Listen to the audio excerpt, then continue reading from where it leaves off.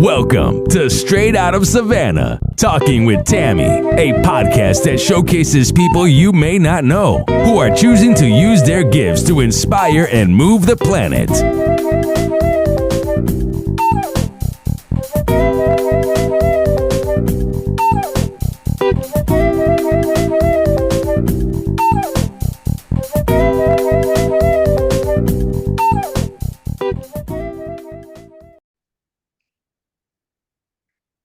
Thank you so much for joining us on Straight Out of Savannah. I am so excited to be here with my guest, Gale Rucker / Camille.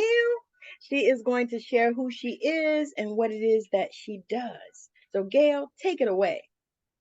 Hi there, kiddies. Hi there, my friends. My name is Gale Rucker. My author name is Camille St. Charles, Mississippi, and I am a romantic and erotic architect.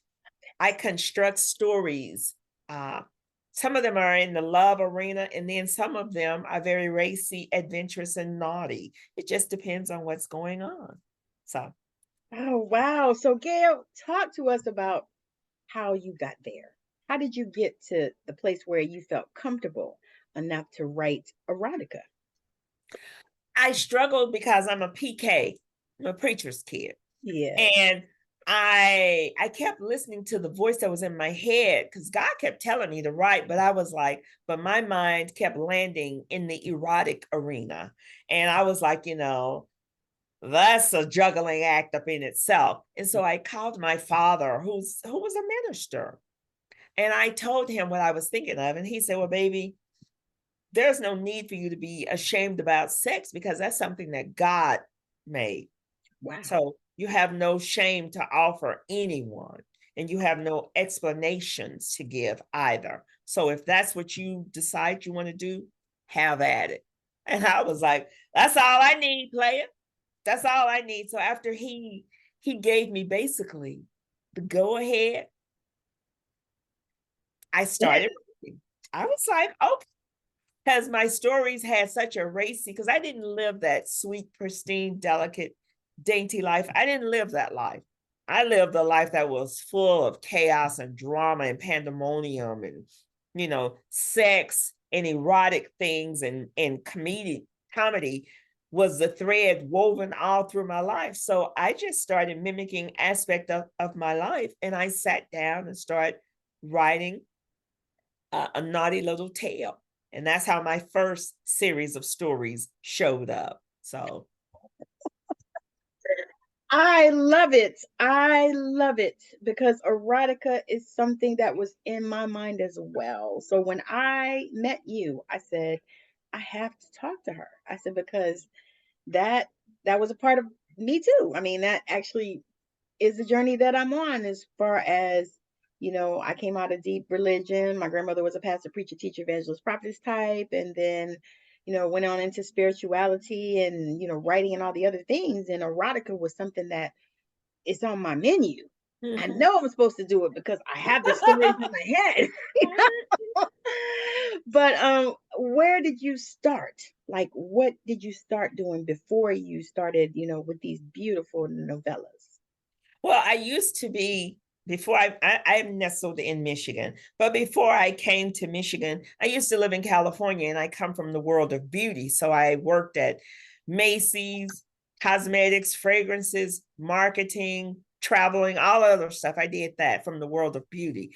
And when I moved here to Michigan, I became a substitute school teacher, but I just was struggling. I had the hardest time finding my way here in Michigan. I couldn't find my peace. I couldn't find my tribe. Everybody thought that I was crazy. And one day, after I had done my stint being a substitute school teacher, I felt as if God had showed up and sat down and started talking with me. And God had said to me, in the midst of us just talking, God said, have you considered being an author? And I started laughing. And I said, well, God, I can go to school for that. I didn't have that literary background. And I said, I don't know how to do any of that. And then God said, I'm going to make you qualified. And I said, but, and then finally, after I got tired of telling God everything that I was not, I said, okay, I surrender. Okay, God. Okay. Now, and I kept going back to reiterate with him. Now, I don't have any education or background in being an author. I don't have a clue. I don't know what I'm doing. God said, I'm going to make you qualified. Just do it. So it took me a minute to find my voice. And then the sex kept walking to the front of the line. And I was like, wait a minute, stop. So after I made peace with that, and I sat down and I started telling you a story, my first offering was 75 pages. I wrote it longhand for a friend. And I said, read this and let me know what you think, because I need to know, do you see the story in that? Longhand, like Yes. that? Yes. Oh my God, 75 pages? 75. Oh, wow.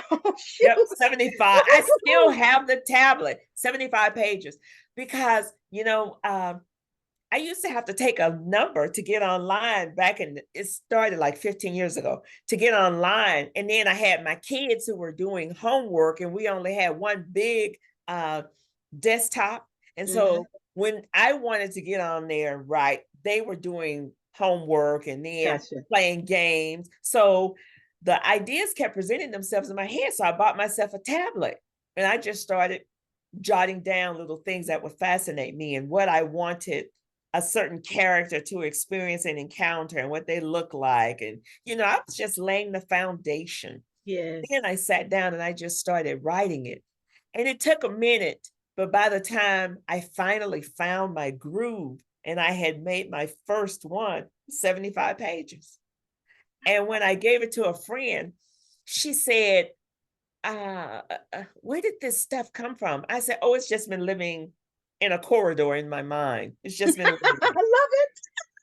It's just been, just walking up and down the aisle. So after I wrote my first one, and then my first book was born, and I didn't kill my character off because I was like, at least I could say I did it. I was going to kill my character off. And one of my friends said, have you lost your mind? You don't kill the heroine. But I was like, well, I'm just doing it because I'm still trying to find my place. But after I kept writing, my one book turned into 3, and my 3 books turned into 9 books. So my first series is 9 stories, and they're called the R series. And they're all very racy, adventurous, and naughty. So you have to get your mind right and be prepared when you step into that world, because it's not all sex, but sex is pivotal. And so when it does show up, I need you to know I'm not going to say he kissed my cheek and I blushed and all the other stuff. Oh, I'm sorry, because I don't read books like that. I need to know what's going on. And if I have to get down and dirty with you, so be it. So I give you all of the naughty and the racy and the adventurous ingredients for the book. I offer that to you because I want you to be a passenger just like me. Because when the stories showed up, I felt as if I was a passenger. I was on a runaway train. It had its own life. That is, yeah. So what I'm hearing is that you channel these books. Yes. From a place deep. Yes. In the corridor. It had been there. It's just, I never knew how to streamline it and present it so it can be, in a digestible form. Yes. Oh my God. I needed it streamlined, and I didn't know, because I am a wordy person and I am a detail-oriented person. So I tell you everything. It's left up to the editor to go back and streamline it and make it more so digestible and cut down. Because, some days I talk a lot, and then some days I have nothing to say. So, just depends. Just depends on what's going on. And that's all right. Yeah, just depends on what's going on. So that is, oh my God, you don't know how you are inspiring me, but I'm telling you, you set a fire to me. You really do. Every time I hear you talk and every time I read your posts, I'm a fan. I have to tell you. you. You're so Thank you. welcome. I never knew that, but thank you. Because sometimes you don't know if people are actually paying attention to you. Yes, yes. And I'm finding my way. Now I've made peace with, I'm not in competition with anybody, whatever, because I have a lot of friends that I watch a lot of people who are authors, and I was like, but I don't operate like them. But I had to make peace with, I do what I do. Yes. I do what I do. Yes. I said, so, they've had history and they've been doing this, and some of them went to school for this. Yes. I just happened to pick up the baton, and God said to me, go lead the parade. And I said, well, God, so I just take the baton. Like, well, now you know that when God calls people, he don't call the ones that's qualified. I was gonna say he don't call the ones with the PhD in writing, or that was a professor and whatever. He don't call those people. No, I know. He called the other ones. He called the ones like you and the ones like me to say, no, I don't want to do that. I ran for decades from these things that I'm doing now. Because I was like, no, I don't want to do. No, I don't want to do it. Kicking and screaming, and then I was Kicking like, and screaming. And then once I found my place, after I wasn't competing with anyone, and I was like, well, this is just who I am. Now, there's different levels to me. Now, when we're talking about my books, make sure now sex is going to be on the forefront. It's right there. Well, sex is, if you think about it. I know, but a lot of people, yeah, since I'm a preacher's daughter, and a lot of people, like, how can you do that and talk so vulgar? And I would make them aware, but the vulgar language feels so good in my mouth. You know what I tell them? I know you like it. Stop playing. So I'm just mimicking things that I have experienced and encountered and seen. I'm not in the process of trying to impress anyone. I'm just telling you a story. And if by chance you believe that it's real, have at it. I love that. Oh my God, that is so inspiring. Oh my God, you don't even know. I'm like, that's amazing. That's amazing, because so many people are so afraid to step out into these places that they know they're supposed to be. You knew this was something you were supposed to do, even before you got the permission from your dad, right? After God kept showing up and saying the same thing, and I'm telling, we were battling because you wasn't listening? battling. God and I were battling. Like, he's telling me, you do this, you do that, and I was like, have you forgotten the things that I possess? I don't know this stuff, God. I don't know what I'm doing. I'm walking blindly now. If you would ask me to go shopping with you, or let's do your makeup, or buy perfume, or let's do your house, I'm that chick. But now I said, one day, I'm like an architect. I'm building worlds with my words. And I said, oh, I'm an erotic architect. Oh, I like that. Oh, so I have nobody to impress. And if by chance you don't like the way that I write, I'm not offended. I just don't write only erotica. I write love stories. I write cookbooks.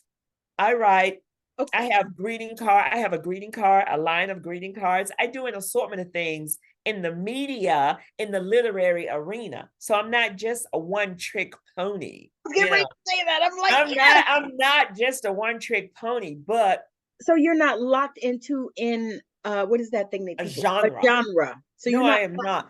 I occupy 5 genres.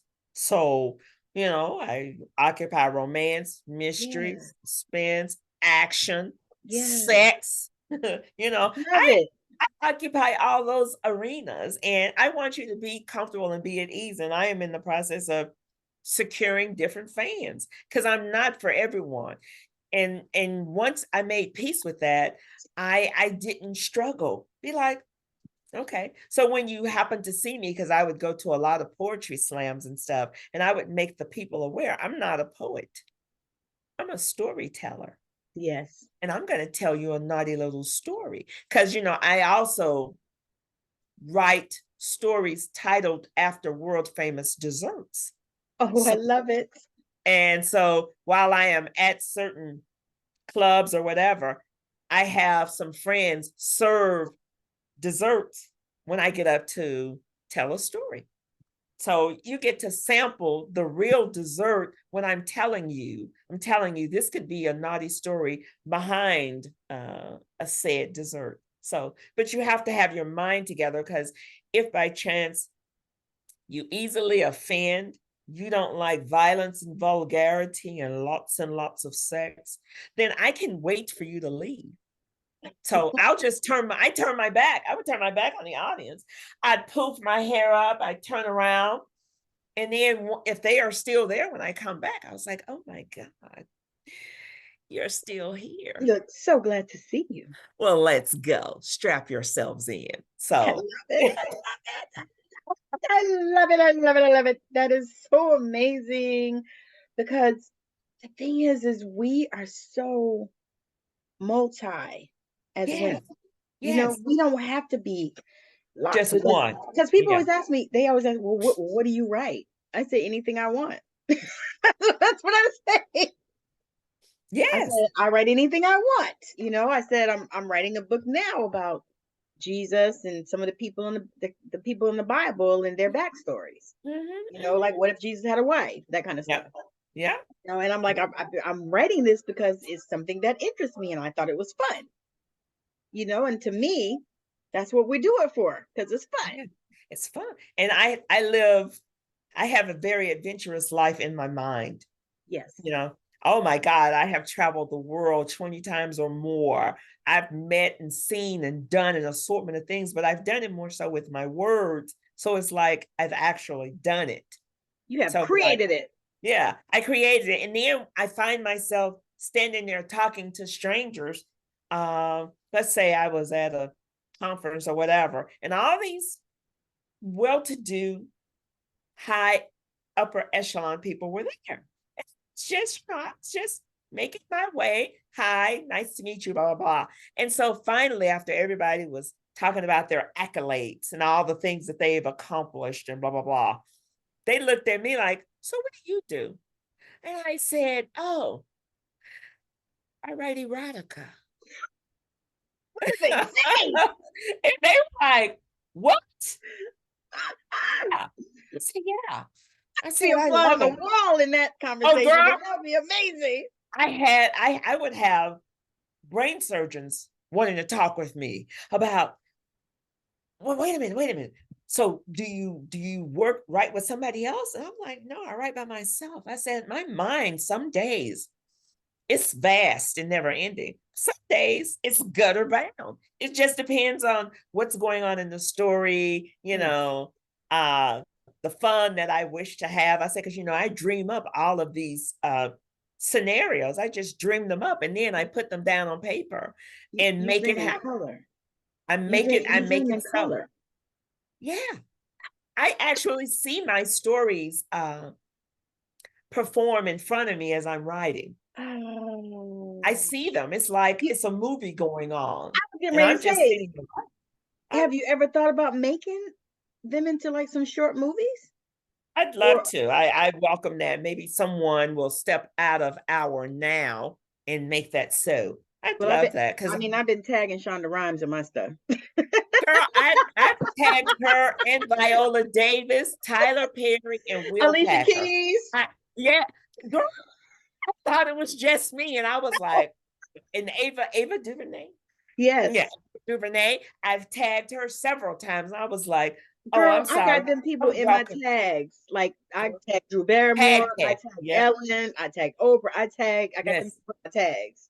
So every time, and I like I have my hashtags in a note in my phone. And it's got a folder that says hashtags, and I just put them. And every time I think of another one, I add it, and then I just copy and paste them to whatever I'm posting. Like, you know, because I'm like, at some point, somebody is going to see this. I said the same thing. I said, what can it hurt? I said just one myself, just one, because now at the mindset that I am, I'm unafraid. Do you know what I mean? Yes, I do. Because when it first was presented to me 15 years ago, I was scared. Yes. I was like, now it's like, Now, whatever. do you think, now this is what I feel. I feel that once I hit 50, there was no limit. Girl, please. And it did not matter. It did. And nowadays, I have no shame to offer to the youngsters, So all the things that they are doing, everything that they are doing nowadays is on social media. I'm glad that I was born before social media Me too. ever existed, because I don't want some of those things to get out there. But I was like, oh, well, I'm not just one dimensional. I like an assortment of things. And I'm glad that things fascinate me. I like things that capture my attention. So therefore, if it captures my attention, I want to find out more about it. I want to explore, and I'm going to write down more. If you're just a passing fancy, I'll speak about you for a minute and then I'm gone. But if you fascinate me, I'm gonna go to my computer and start asking an assortment of things, because I want to see the possibilities of what could potentially happen. I'm weaving a story together, and I'm like, oh, I can't wait for you to see this. Oh, I love that. As you was talking, I was hearing the song Candy. As you saying fascinating, and that was the part of the song that came in my head. Like fascinating. I love to be fascinated, because not everything warrants and captures my attention. So what fascinates you? I love looking at nature. I love watching the birds in the backyard. It's almost like a party that goes on in my backyard. My daughter calls me the Black Snow White, because I feed the birds. There's always some form of fashion of gang warfare with the squirrels and then the pigeons. So it's always something crazy. The cats that walk in my backyard. So they fascinate me. So I have put my personality on the characters in my backyard, and they make me laugh. And I told myself, I need to write a book about the squirrels, the birds, the pheasants. I was just getting ready to say that. I was like, have you thought about putting that? I told my daughter that, because she constantly keeps saying that. She said, you love going out there and feeding those birds. I said, I love it. I said, because when they stop by, it's like they're stopping by to visit me. I know they're here for the food, but they be like, oh, they be like, hey girl, and then I'm sitting in my office looking at them. I love to be fascinated by the wonder, and they're so beautiful. Only God could, make a red carpet. Only God has a perfect makeup artist that everything, the lines don't even run when the application of the colors and stuff. I was like, God has the best makeup artist under the sun. Yeah. These birds. Look at it. Look at the red. They have red eyes, but then they have a blue iris. And then they got all the feathers, and then they got red feet. And, there's one bird that hangs out in my backyard. I call him the pimp. He's a pheasant. And he's gorgeous. And he always has these two little hens walking behind him. And I'd be like, oh, there's a pimp and his girls. And they're like, oh, I got to go get that money for your daddy. Love it. I can talk to you all day. I love it. So I have a very creative imagination, and yes, love fascinates me too. So, I was gonna say, just listening to you talk is like, that's amazing. Thank you. It took me a moment, because, I didn't like my own voice. I never gave thought to me recording podcasts and going to poetry slams and talking in front of crowds. Now, when I worked in the beauty industry, there were thousands of people that were always there, but it was more so like a one-on-one exchange. Yes. I never had to stand in front unless I was doing a makeup tutorials, stand in front and give you directions. But I just was like, all my friends kept hearing it. And then my agent said to me, why aren't you doing more with your voice? Because I sound like a voice. She said, no, you don't. Have you ever paid attention to the way you speak? No.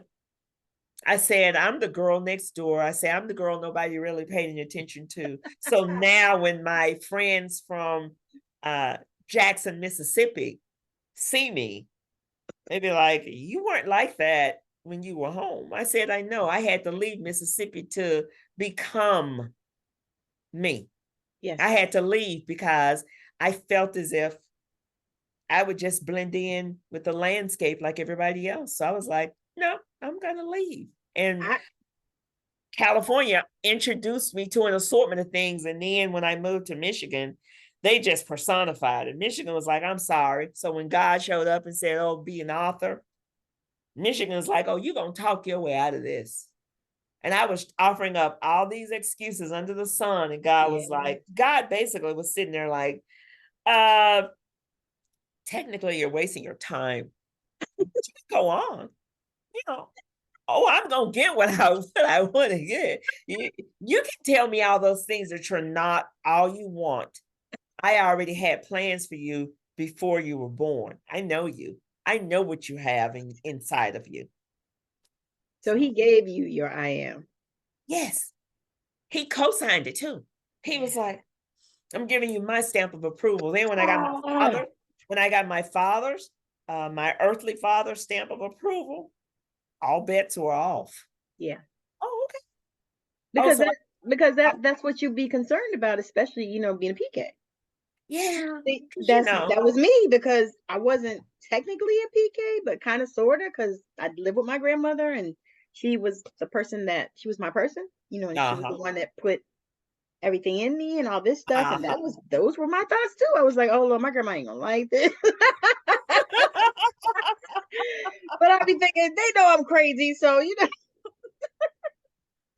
now it's just part of the landscape. Now we're gonna have a different conversation. It's never the same conversation with the same person. It's always something different. I like variety. I am not one of anything. I don't even just listen to one radio person station or one person. I have an assortment. One day you might call me, I'm having a Sting moment. I'm listening to Sting. Ooh, I love For this Sting. past Mother's Day, I was having a Tupac moment. I was like, all eyes on me. I was gonna say, did you see my reel? I did a thing on Dear Mama for Mother's Day. I saw that. Because everybody was thinking, because I told my daughter I'm listening to Pac, and she said, oh, are you listening to Dear Mama? Are you missing your mom? It's like, no, sweetie, I miss my mom, but no, I'm listening to All Eyes on Me. She was just like, girl, you too much, Mom. You too much. So I said, well, I'm not one of anything, and you can't put me in a box. You can't pigeonhole me. You can't put me in an exclusive category, because I am that chick. I like things and people that fascinate me. And if you fascinate me, you got me. Yes. You got me. Yes. So there's a question that I like to ask. If you could talk to your younger self, what would you share with her?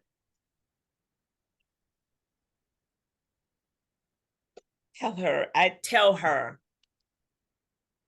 thank God for being a late bloomer.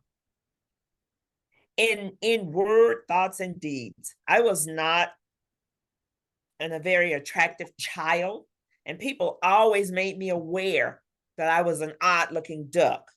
And don't they love to do that in the South? Girl. But I was like, but see, God wasn't done with me. I don't care what you say or what you think or how you feel. God is like, I'm not done with you. You're still you are a young woman. And I was like, it's not all about the looks. It's not, because my mom would often say, your looks can get you through the door, but it's your mind that will keep you That's there. going to keep you there. Yes. That's gonna allow you to do tours. And Yes. at a young age, I was so inferior and I was so unsure of myself that I would gravitate to what other people thought. I never went to what I liked until I did. Because I got tired of struggling with their stuff. And I was like, I didn't even want that anyway. That's not even what I like. This is what I like. And so I would tell my younger self, stay the course. Don't give up on yourself. Don't even give up on your dreams. And it's great to be an assortment, not just I'm just an author. No, I wear too many hats. The umbrella is so massive, and the things that's under it that I do, I'm covered. You see me, right? That umbrella, because people like to put you just in one category. No, my umbrella is vast and never ending.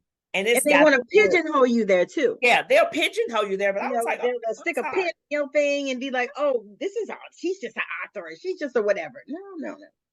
I'm a multi-dimensional person. Yes, I love juggling, and I love keeping the balls up in the air, because sometimes when I'm in the process of juggling an assortment of balls up in the air, something else will present itself, or a new idea will be birthed in the process of me juggling and maintaining what's already up there.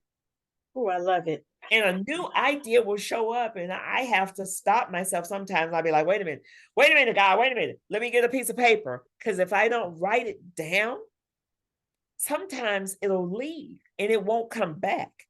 Girl, notes on the phone. Notes on the phone. Girl, that happened to me this morning. I woke up and I got this idea. I woke up at like 6 o'clock in the morning, which is very rare for me. I woke up at like 6 o'clock in the morning and I was like, oh my God. And I got this download and I said, you know what? I grabbed my phone and I opened up my notes and I put on the speaker and I just talked it in there. I was like, hey, this is it, and I have I have a folder on my notes that's for ideas. So I'll put it there, and I got like a folder on there for prayers, and I got an affirmations folder and all these folders. And so I'll sit down and I'll be like, oh, I gotta write that down, and I won't be able to find a pen, So I'll put it right in my phone. I'm like, okay. Because they come and sometimes they just flood through, right? Yep. I have to ask the Lord to slow them down sometimes.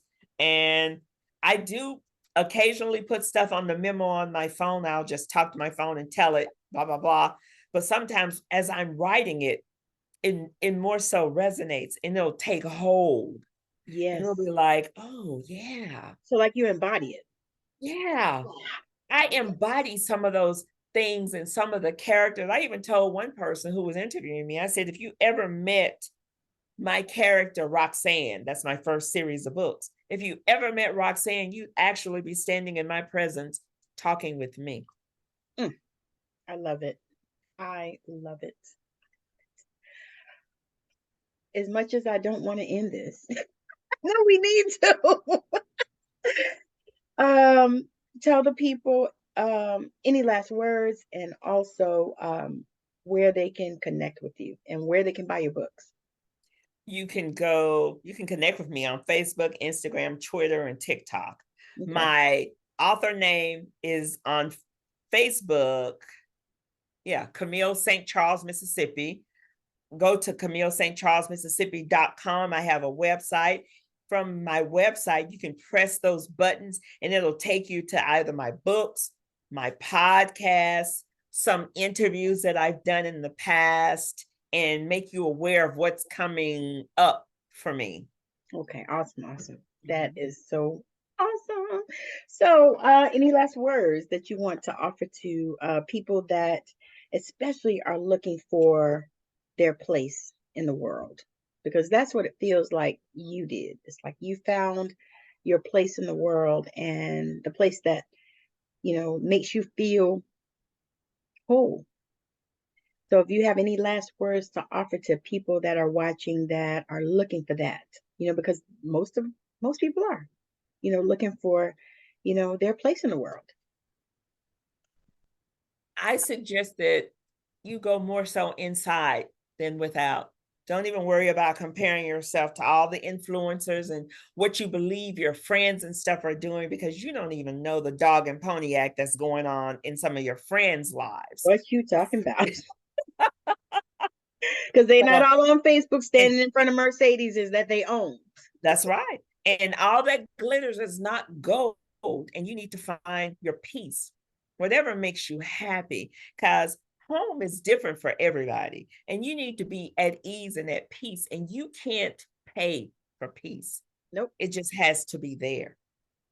Because, you know, all the money under the sun, which is a thing of beauty, but the trade-off is you have so many other people nipping at your heels. Everybody's trying to figure out how it showed up for you and why it didn't show up for them. Or how they can get a piece of you. And how to get a piece of yours. Or even if I have to swindle you to get a piece of your pie. And I am of the mindset that there's enough pie for everybody. I'm not taking anybody else's slice. This is my slice. Yes. So when I actively sought God out. So when God came and talked with me, because, you know, you have to know God for yourself, but that's a whole nother religious. That's another ball that you have to keep up in the air. But when I talked with God and he made me aware, he saw greatness in me. He saw travel. He saw versatility. He saw all of those things that I was telling myself that I was not, because, you know, the world has a tendency of telling you you're not going to amount to anything because you look a certain way. And I said, but God. Mm-hmm. So God didn't shut the door in my face. He allowed me to just roam. And until I found my own slice of heaven, my own happiness, I was like, well, thank you, God. Now that I have it, I wouldn't trade it for anything under the sun. I don't really care what you have. I'm happy for you, but I got my own wishes, dreams, and visions. That's coming true for me. So I thank God that he blessed me and smiled on me in the literary arena. I have come a long way from where I used to be, because I'm coming from a different world and I'm stepping into the literary and everybody's looking at me like, who do you think you are? You know, you didn't go to school for that. I was going to say, I know that intimately. I know that intimately, because every time I say that, they're like, but you was a nurse. Yes. Yeah. And then not only that, I was a little play nurse. I wasn't even a nurse. So they're like, God has for you is for you. I don't have a degree. I'm like, no, you know, but whatever. Yes. And, you know, they look at you sometimes and, you know, they're like looking down. Some of them look down, but then when they see me on television or when they know that I'm the keynote speaker. Wait. Or when they Google you. Yeah. Oh. Googleable. I love it. I told somebody that because they told me I was at the NAACP book fair and the guy said, well, I don't see your name on the itinerary. I said, oh, I'm so sorry. It's under Camille St. Charles, Mississippi. Google me. And as he Googled me, I was the first thing that showed up. I was like, 12 things for me. And he was like, so he said, so you mean to tell me I've been sitting here talking to you and I didn't even know what you do? I said, when I come here, I'm here for something else. I have a different agenda. I don't come here as the author. I come for something else. And he was like, I am impressed. It gave me more brownie points with him. And I was like, okay. So I thank you so much for this, Tammi. I have thoroughly enjoyed it. We're going to have to do another one because I had so many things that we wanted to talk about. So, and I was going to tell you, great minds. That's what I was going to actually tell you. I was like, we're going to have to do a part 2, and it's okay because I actually have another guy that he's coming back on again too, a young man. And I love it because to me, the conversations are so amazing. And then, you know, when you start telling your story, you know, I don't know, I almost couldn't even finish writing because I usually like take notes and stuff and everything, but I almost couldn't even do that because your stories are so captivating. And I am just, I don't know, you just I don't know, you take my heart and, just hold it. And I just love it. So we're connected. So we're going to do another one. This is just part one. So this is, part this one. is part one. We will definitely do a part two.